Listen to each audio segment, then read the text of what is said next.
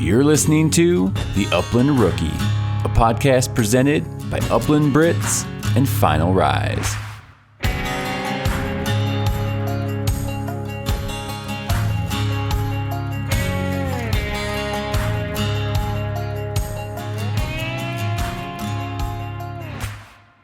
Hey, what's going on, everyone? It's Will, and welcome to episode 46 of the Upland Rookie Podcast. This podcast is sponsored by Final Rise. If you're just getting started or a seasoned upland hunter and looking at some new gear for this fall, I'd highly recommend checking out the Final Rise systems. I've owned my Summit vest for about 3 years, and I have had it through many bird hunts, training sessions, NASTRA events, and I have beat this thing to the ground. It still is in the same condition as the day it showed up on my doorstep. American-made vest designed by a guy who is just like all of us. Give Final Rise a serious look at finalrise.com. Trinity Bretons is the home of the Épagneul Breton, also known as the French Brittany. All Trinity Breton dogs are from champion bloodlines that are field tested and family approved. For over 33 years, Trinity Bretons has worked to offer you the best bred Épagneul Breton in the country. Check them out at trinitybretons.com. Also on Facebook and Instagram at Trinity Bretons. Gunner Kennels. I've personally used and tested every major kennel brand on the market today. After months of hands-on experience, Gunner is the only kennel I'll use for my favorite bird dogs. Man's best friend deserves man's best kennel. That's a Gunner kennel.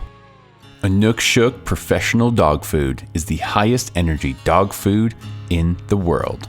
Inukshuk's dense formulations ensure that your pup in training and your seasoned bird dog get what they need to succeed in the field. Inukshuk works hard so your dogs can work harder.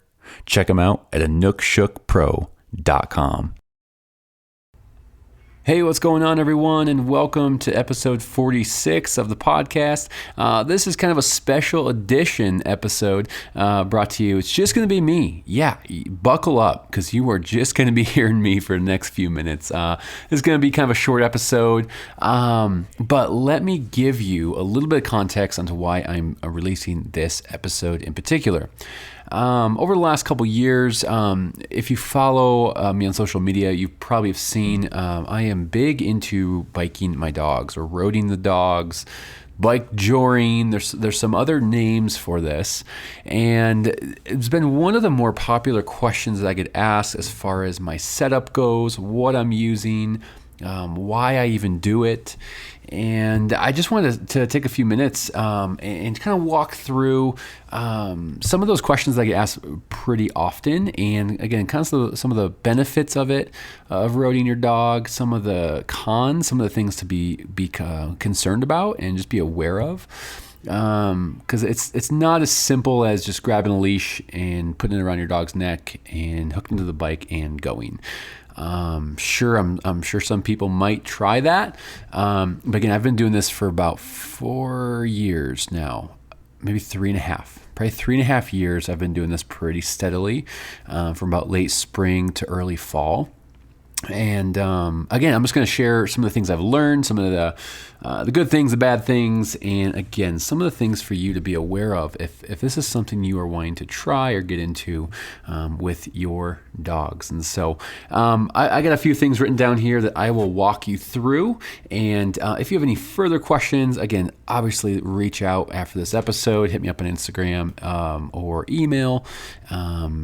And I'd love to talk. I'd love to talk through some ideas or questions that you guys might have. But again, this is kind of what's worked for me, some of the things that I've personally used and tried, and even I've asked other people who've been roading their dogs a long time, some older folks, some younger folks, again, trying to craft the best plan for myself. And so one of the first things is, why I bike my dogs. And there's several reasons for biking the dogs. Biggest reason, I guess, to start, I guess there's no reason that's better than the others, but here's my list of reasons.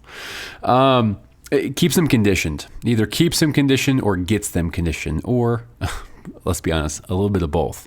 Late or early spring, probably February, March. Again, just coming off hunting season, I'm kind of tired. The dogs are tired. We're not doing much activity. It's cold out. We're not getting out too much. And I try to run the dogs a couple times a week, but still. So conditioning for them, and not just, when I say condition, I'm not just talking about physical conditioning. I think that's obviously super important. But we have to remember that these dogs are athletes. They want to work. They are working dogs. They like missions. They like goals. And they just want to run. They want to be able to do a job. And so I think of it as conditioning, mental stimulation for the dogs as well as physical conditioning. And physical conditioning can be broken down in a couple parts as well. You got obviously the muscle building, cardio, as well as conditioning their pads as well. And I'm going to get into pads on their feet a little bit more in a second here, because again, there's some do's and don'ts when it comes to their pads and some things you need to be aware of. And so obviously conditioning is the first one. And again, talk about our dogs are athletes. I don't want to be sitting around not doing something with my dogs every opportunity I have, at least. Now, I'm a busy dad, work full time, and I live in the freaking suburbs, guys. I live in the darn suburbs. So it is just a little harder for me to, and again, I don't like going to the same spot every time, turn the dogs loose. I have a couple of those somewhat close to me. But I like variety, not only for myself, but for the dogs. And so, and also if I'm crunched for time, if I only have 30 minutes or so, and I got to get something quick in for them, I'm not going to load them up, drive to my spot, get their collars on, turn them loose, let them run for 10 minutes, then get back in the truck and drive home.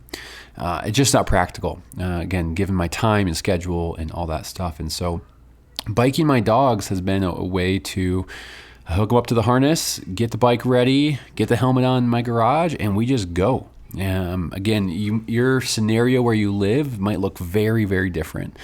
You might not have trails close to you. You might not have dirt roads or gravel roads or things like that. So again, we're going to get into some of that in a second here.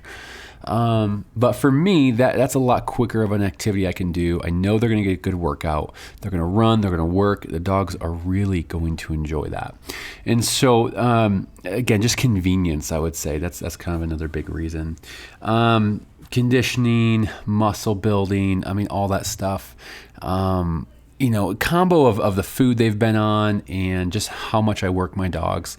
I've gotten several comments from people who see them. It just will tell me they look ripped. And I think that's because they're not sitting around all summer doing nothing. I'm working them to some degree or another. They're building and they're maintaining their muscle mass.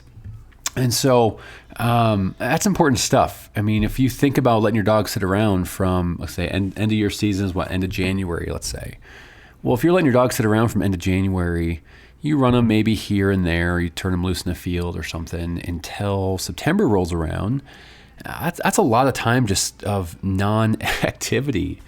And so I want to, with my dogs again, I want to hit the ground running September 1st, and my dogs are already conditioned. There's not we're going to do a couple hunts and get them conditioned, and they're going to be slow, and they're going to be out of breath and trying to keep up. No, I want to go into it, and they're at their best come September 1st. And so I'm thinking about this from, again, right after my season ends, end of January.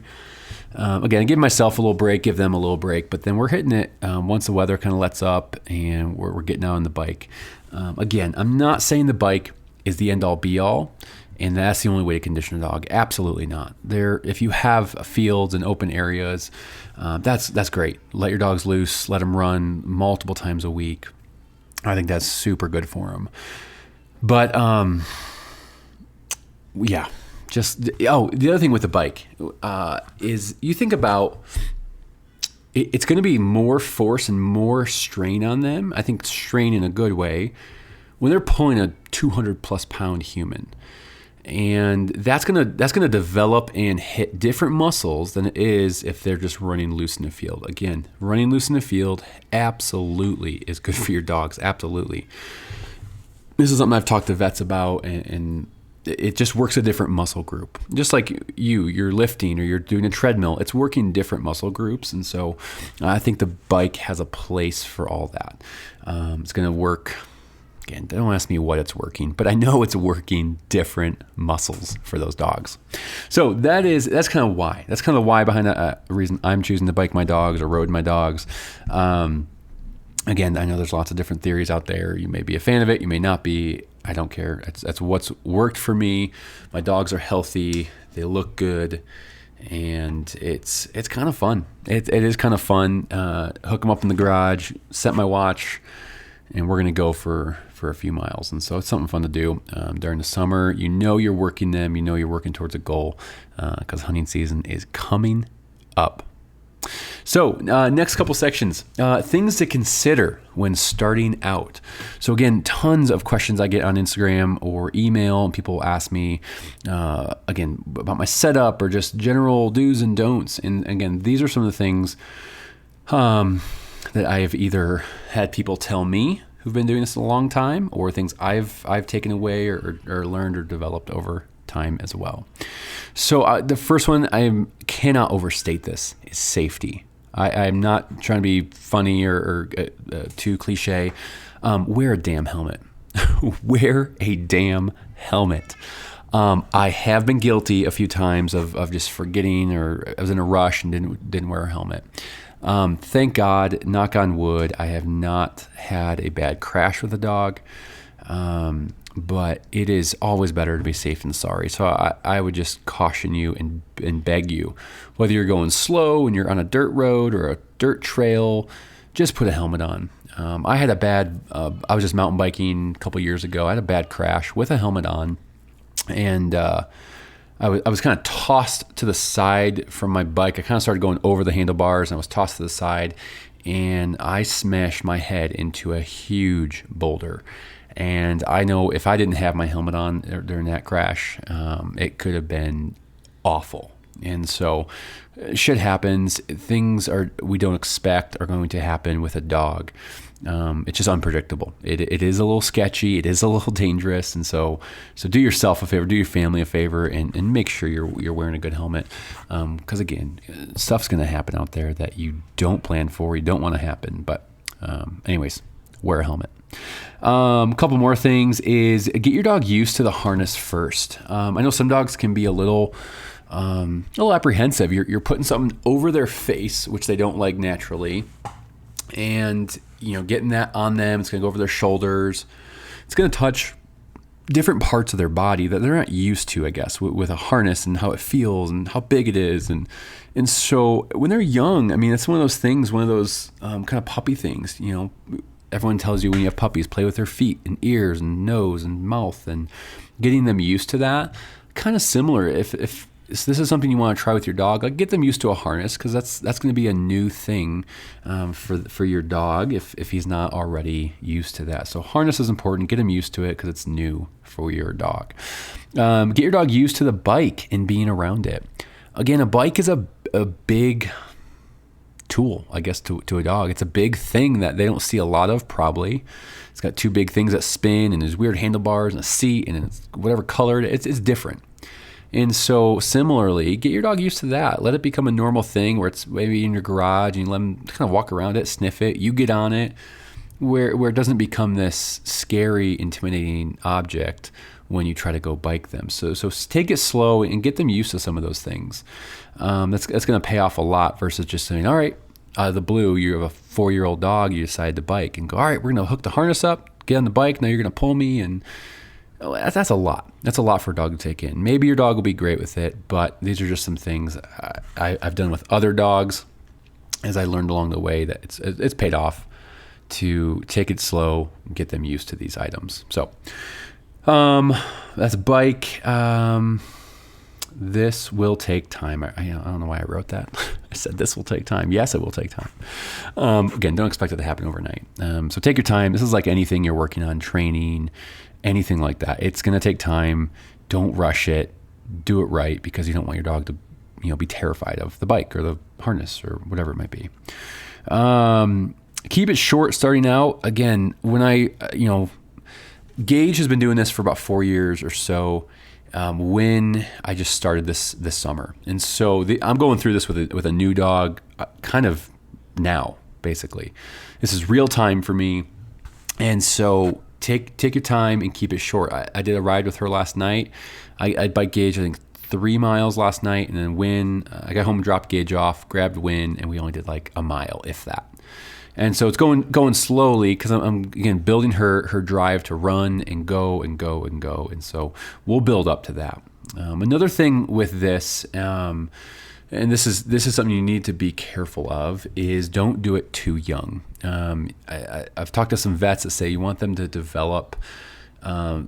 You want to be fully mature before you start running them hard like this. Let their joints develop and be a little older. So I think that general, again, this is going to depend on your dog, but that general time is going to be about a year or more. And so I didn't start biking Win till 15 months maybe 15 months. I tried it with her. And so, they're getting more developed. They're older. Their joints are developing. And so it is a real concern. You don't want to pound these dogs into the dirt, especially when they're young, as their bones are growing, their joints are developing. And so just keep that in mind as well. Map out where you're going to go, map out your trail. When I'm biking my dog, I like to just kind of have a flow. I don't like to be stopping at a lot of intersections or cross streets to get to where I'm trying to go or complete my loop. And so just kind of think through, it's kind of common sense probably, but just where you're going to go, how you're going to get there, just so you kind of have an idea, and just so it's fluid, it's smooth. There's not a lot of stops. It keeps the dog focused on their job. Again, their job is to run, and in my case, help pull me along on my bike. So those are some of the things to consider starting out. Things I've learned along the way over the last 4 years. This is a big one. This is a really big one. Some of my videos you may see, I'm on a paved sidewalk. So that is how I get to the trail, which is gravel. I always try to spend the majority of my ride with the dogs on as much gravel as possible. It's going to be easier on their joints, and it's going to help condition their pads, because asphalt and concrete and all those sidewalks, those are going to do some damage to your dog's pads if they're on it a lot. It can be hard on their joints. It's gonna tear up their pads way faster than gravel. Gravel is actually going to help kind of condition them and toughen up their pads, especially the more you do it. And so really, really take this to heart. Try to stay off pavement as much as you can. I'm talking asphalt, concrete, sidewalks, all that stuff. So that's my mindset. I have to take some sidewalks to get to where I'm going, to the gravel trails or the dirt trails. So just try to consider, like, spend more of your time, more of your ride with your dog on dirt or gravel as possible. I've done it a couple times where I've driven out a little further to the country area and just get on a long stretch of dirt road and just ride on that for a while. Just do a out and back and go out for a couple miles, come back, whatever that might look like. But that's an option as well. If that's something that's close to you or you want to try that, I might even recommend that starting out, where you're not going to have a lot of sidewalks and cars and distractions. Maybe get further out of town and get on a dirt road. It's going to be good for their pads, good for them, less distractions, hopefully, less cars and traffic and things like that. So if that's not super far for you, that might be something to consider versus doing it around town. But again, you're going to live somewhere so unique to each person. So again, where I live, I have to do about a half mile to get to my dirt trails, and then we can do a couple loops on that. And so, okay, more things I've learned. The other thing with pavement, guys, summertime, primarily, this is when I'm doing this, is it's going to be hot. Summertime, even later in the evening, it can be hot. And so it's just, again, something to consider. A couple more things here. Okay, pavement, gravel conditions their pads. Yes, that's huge. Dirt or gravel. I even will get on grass sometimes. And so I'm like I mentioned, I'm going to my trailheads, and if there's sections of grass I can ride on and keep gauge in front of me on the grass, I'll do that. And so I'll kind of ride in the grass. Again, I know it's a little easier on the joints as pads versus the concrete. So that's a big thing. I don't want that to get overlooked. As much as you can, try to avoid hard concrete for long runs. Things I've learned: helmet always. I talked about that already. Super important, guys. Please wear a helmet. Summer, run them at night. Use a bike light where temps are cooler. Again, depending where you live, it's going to be different. But for me, that later evening, it stays the light out a little bit longer. The temps go down. It might be a little dark, but again, I got a light I'll throw on and we can kind of see where we're going. So consider that as well. Again, you guys, if you're hunting your dogs, you know temps are a huge factor in their performance and their energy and stamina. So just be cautious. I'm not doing this when it's above 70 probably. Because again, he's running hard. He's pulling my weight. He's running hard. We're going at a decent speed, and so just be conscious of temperature. The other thing is speed. I mentioned speed. I'm not going all out. I'm not releasing my brakes from a bike and letting him go as fast as he wants. Again, you kind of want them at a slower speed where they're working to pull you, not at a full out sprint the whole time. You want them kind of using their body weight to have to work and kind of use some of those leg muscles that they might not always use to pull you forward. So that's something to consider as well. You are going to go through brake pads much quicker. So you're going to go through brake pads much quicker. I've had to change mine twice. More than you would if you are, just mountain biking or something like that. So you will have to buy some more brake pads, things like that. I haven't found that a big deal. It is what it is. But again, slower speeds the better. So I am applying some brakes. So I'm kind of regulating how fast he's going. Up hills are always great. You're gonna get a little help going up a hill, and you can pedal a little bit. Dog's pulling you a little bit. It's kind of like a little e-bike combo. So that's something you can always consider as well. Look for those hills. And so be conscious of temperatures. The dog. Okay, so this is. So biking your dog can be dicey. I think I've mentioned that it can be very dangerous. You have something pulling you faster maybe than you want to go. You got other people and animals and critters and things that are going to be distracting. So it can be dicey. You kind of need to help get your dog into the mindset of like when they're on the bike, when they're hooked up to the bike, their job is to run forward. It's not to go side to side, be distracted. But those are going to happen.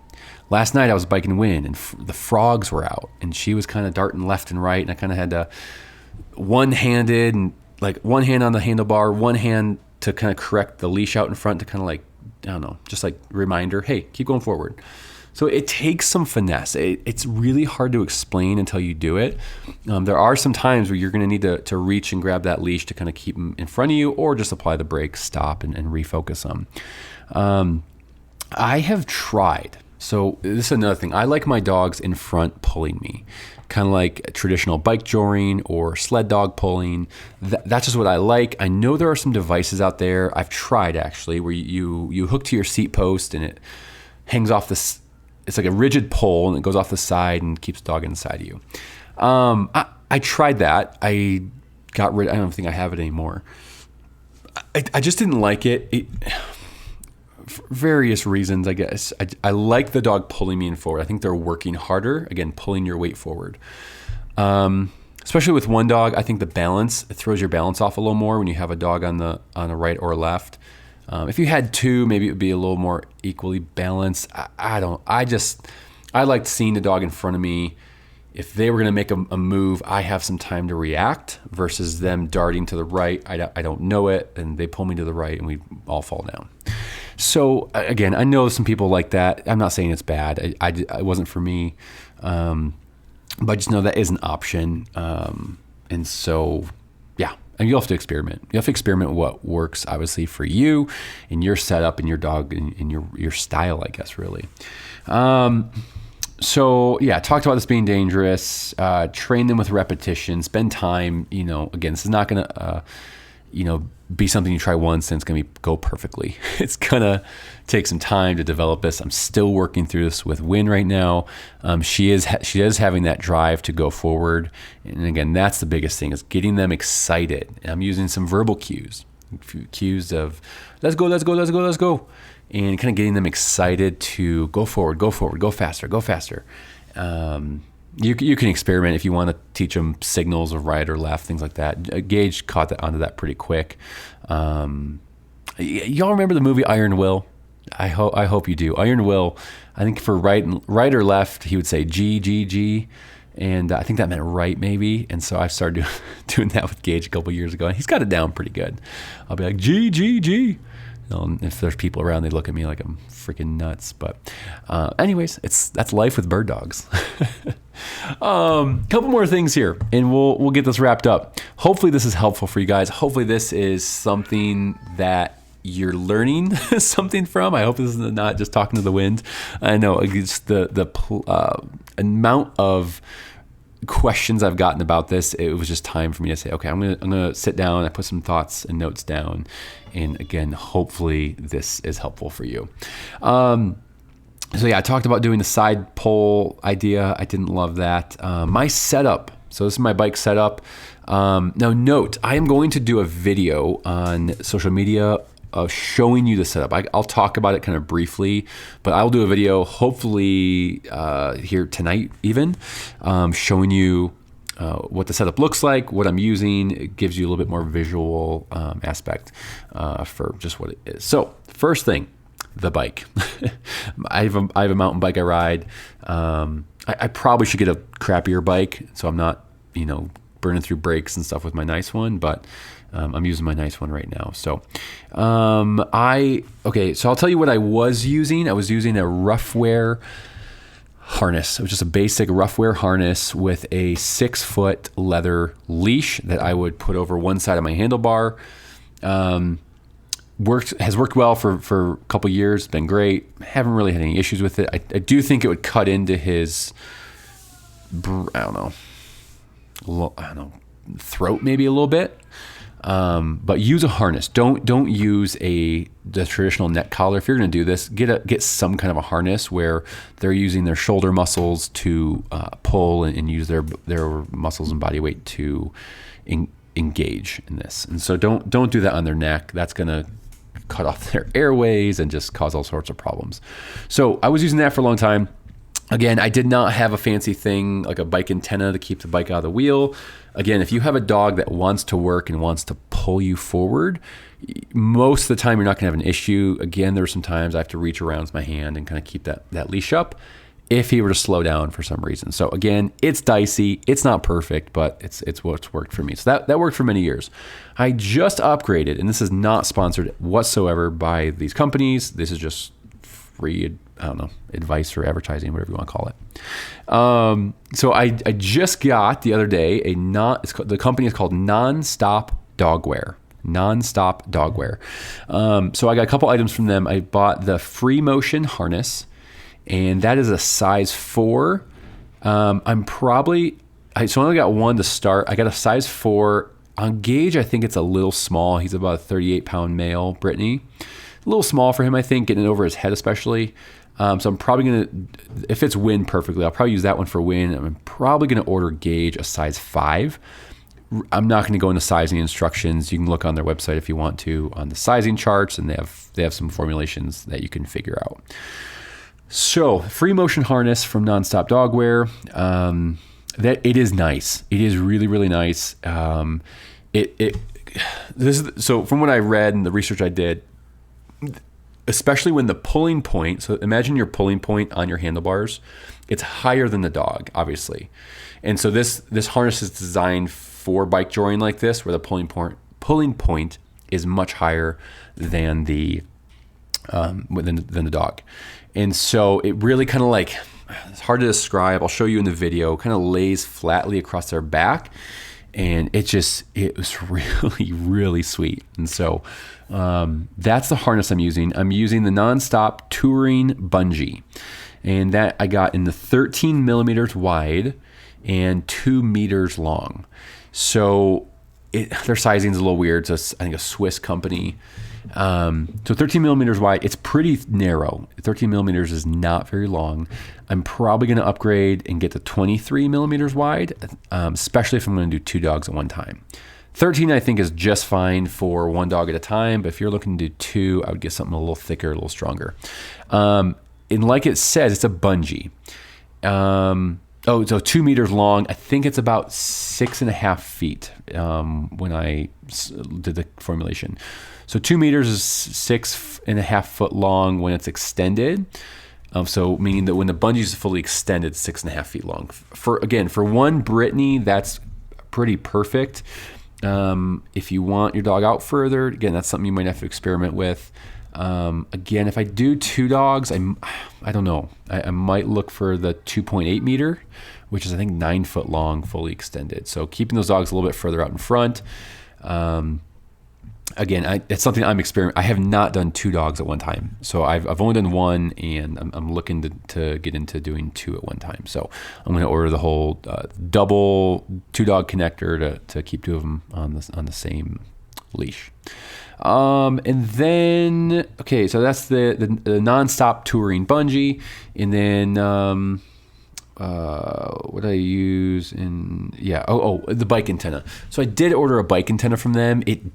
My stem is really short, and I don't have room to attach the bike antenna. So the bike antenna goes, you kind of remove a spacer in your stem and put the bike antenna in. Again, the way my bike is, it's a little wonky. So I don't have room to put it in there. So right now I'm not going to use it. I just loop the leash around the stem, and then that goes out front. The nice thing about the 13 millimeter one is it is pretty narrow and light, and so I haven't had any issues yet of it getting wrapped up in the wheel. Kind of stays nice and high and tight, especially with that being a bungee. You're not going to have a lot of slack, which is, a game changer. It's a game changer. So what the bungee does, I think this is a combo of the bungee and the harness I just got from them. So I took Gage out, and it is so much smoother. You're not getting, with it being a bungee, you're not getting these hard pulls. If he were to slow down just a tad and then speed up, you're getting these hard, you get slack in the line and then a tight pull, and you're kind of jerking back and forth. Again, not a huge issue, but this bungee system, it doesn't keep slack in the line because it's constantly expanding, contracting, expanding, and contracting. And so it's been really smooth. And he even runs a little bit different, I think, because there's constant pressure. There's constant pressure of him pulling on his harness. Again, the sled dog teams and people who've been doing this for decades have figured this stuff out with the way they design the harnesses and the bungees and all that kind of stuff. I don't know if dog sled people use bungees, but they've translated this into people for bikes and bike journey and stuff like that. So overall, it's been super smooth, a much more enjoyable ride versus just kind of a traditional leather leash and the rough wear harness. So highly recommend. I've been super happy with it. I was kind of disappointed in the bike antenna. Didn't quite work how I thought it was going to, so I'm going to return that to Nonstop. So a little bit pricey. I know there's probably some other things on Amazon that you could go a little bit cheaper. I think the harness was like $99. The touring bungee might have been like $48. And the 2-dog thing, I need to pick one of those up. A 2-dog connector, I think, is like $37. So you're spending a little bit of money. I mean, it's not maybe going to be for everyone, depending on your budget. But for me, I do it enough where I wanted something that was going to be quality, was going to do the job right, and it has made for a much more enjoyable experience getting them out there. And so that's what I'm using. Again, I'm going to post a video on social media. It'll be a longer video. I will show you what it looks like, how I connect it, and so you can get a much better visual picture of what all this looks like. So last section here, I just want to touch on a couple closing things, last things to consider. I make it a goal. This may sound crazy to some, or maybe it might seem low to some. I make it a goal to do 200 miles with my dogs each summer. Last couple of years, I have exceeded that, which has been so much fun. And they're doing 200 plus miles, late spring to before season. So I would encourage you to set a goal. It's going to help get you out there more consistently. So set a goal. Maybe it's 20 miles a summer. Maybe it's 50 miles a summer, whatever feels right to you. I mean, do it a couple times and see what feels right. So that's my goal. It's been working very well. And I mean, come on, guys. Goals are always better. You're going to do things better and more if you have a goal in mind. Write it down, throw it up on, your phone, or I don't know, somewhere you can see it. I'm big on that. Do it. So this is something to consider as well. Don't do it every day. There's no reason to run your dog 5-10 miles every single day. That's gonna be a lot on their joints. Again, I've done it a couple consecutive days in a row, but then I'll give the dog a 2-3 day break sometimes. So give them some rest, just like hunting. If you're hunting them hard and they're doing 25, maybe 30 miles a day hunting, you're gonna, give them a little more rest or more food that night. And so remember, they're working hard, and so just keep that in mind with whether you're doing a little extra food after a hard long run. Just remember they are busting their butts to work hard, go the distance. Miles. This is a big one. A lot of people ask me, how long am I going? How many miles? Typical, I guess average, I'm doing about 4 miles when I go out for a ride. And that can last anywhere from, I don't know. Time-wise, it's going to vary depending on your speed. You figure out what works best for you. But about 4 miles is my average. Now I'll be strategic, and 1 or 2 days a week or 1 day a week, I'll pick a extra long. We'll try to do 8 miles, towards the end of the season as we're heading into fall and hunting season. Again, I'm trying to build their endurance. I'm not just trying to keep it the same. And we're going to do 2 miles twice a week for the whole summer. No, do kind of a build up. Do some shorter ones, do some extra longer ones, do some slow ones, fast ones. Give us some variation, just like you are going to work out differently and have different patterns and schedules of working out. So very, very similar. But yeah, my long ones are about 8 miles. My average ones are about 4 miles. Last night I did 2 miles. I didn't have that much time. It was very dark out. I was tired. I was like, we're just doing a quick 2 miler and calling it a day. And so, again, summertime, be conscious of temperatures. Allow your dogs plenty of time to cool off and get lots of water afterwards. Keep them hydrated. I'm even, if I'm planning out that my dogs are going to do a long 8 mile run, the night before, I'm going to load up their food with some water. I'm going to get some water and get them hydrated well. And so just like I would during hunting season, you're expecting these dogs to perform and work hard at their best. And so I'm taking that serious and keeping them hydrated as best as I can. Let's see. So yeah, I talked about goals. Don't overdo it. Give your dogs rest, plenty of rest days. I talked about that. Bring water for yourself and the dog. I just usually bring one bottle I have on my bike. Again, we'll stop, once, maybe twice, give them a little water and be good to go. Again, I'm not giving them too much on the run. It might be personal preference. Last thing, guys, I'm going to say it one more time. Wear a damn helmet, please. Just for your safety. You have to remember, guys, we all have families and hunting season we like coming up, and I just want everyone to be safe. I want nothing bad to happen to anyone. So wear a helmet. It's worth it. Something happens, your dog sees a squirrel or a rabbit or something. It's better to be safe than sorry. I have had that. I've had that happen where my dog will see a rabbit and they'll make a move, and you have to be alert. You have to, you can't be kind of one-handed cruising. Like, you have 2 hands on the handlebars, and keep your eyes out. Try to predict problems that come up. Try to look ahead of seeing maybe someone coming at you down the trail, or down the road or whatever, and try to predict those things before they happen and make a move before they happen. A lot of times if there's someone walking towards me, my dogs are pretty good now where we'll go far right and we'll keep cruising and they'll leave the oncoming people alone. Now, if the people have a dog, I'll usually stop. I'll usually stop my dogs way before, let the people pass, and then keep cruising. Gage is probably, he is way better than Win at that right now. Win wants to kind of play with some dogs and be in their business. So Gage, sometimes I will just keep cruising if they have a dog. But the big thing I will stop for is another biker. So another biker's coming at me, I will for sure stop. Even if they come from behind me, I'm going to stop, pull over, let them pass, and then we'll keep going. Again, that would be really bad if your dog did make a move to an oncoming biker and then you got leashes and dogs and you got a pile up there. So that's something to just be aware of as well. Just be courteous on the trails, the sidewalk, whatever you're on. Be courteous and smart. It's been a good conversation starter, I'd say.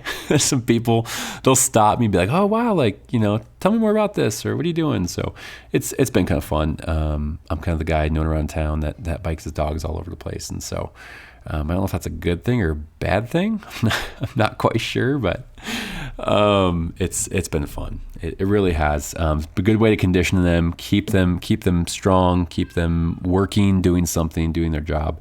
And so, again, this is not a replacement to letting your dogs run free. That's one thing. That's great. That's going to work on their cardio and their mental sharpness and all that stuff.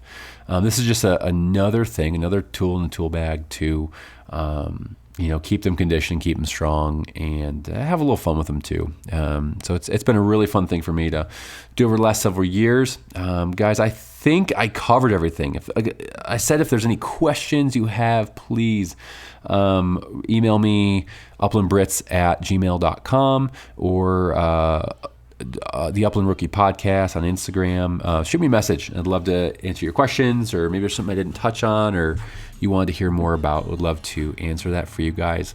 Again, I hope it's helpful. I'm sure there's different thoughts and strategies and all that kind of stuff out there, but this is just what's worked for me. Some things I've learned, taken away, and just be safe with your dogs. Be safe with them, yourself, other people on the trails.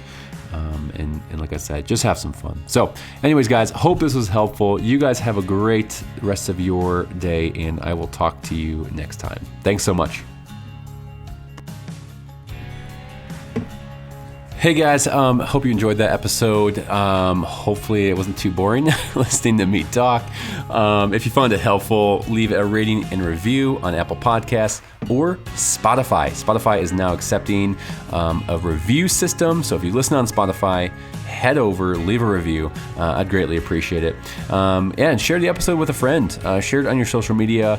Maybe someone's been asking you questions about biking your dogs or roading, and maybe share the episode. Just put it on your stories on Instagram, Facebook, and we never know who this might help, who's out there. So anyways, guys, until next time, go put some miles on your boots and follow your favorite bird dog. Take care.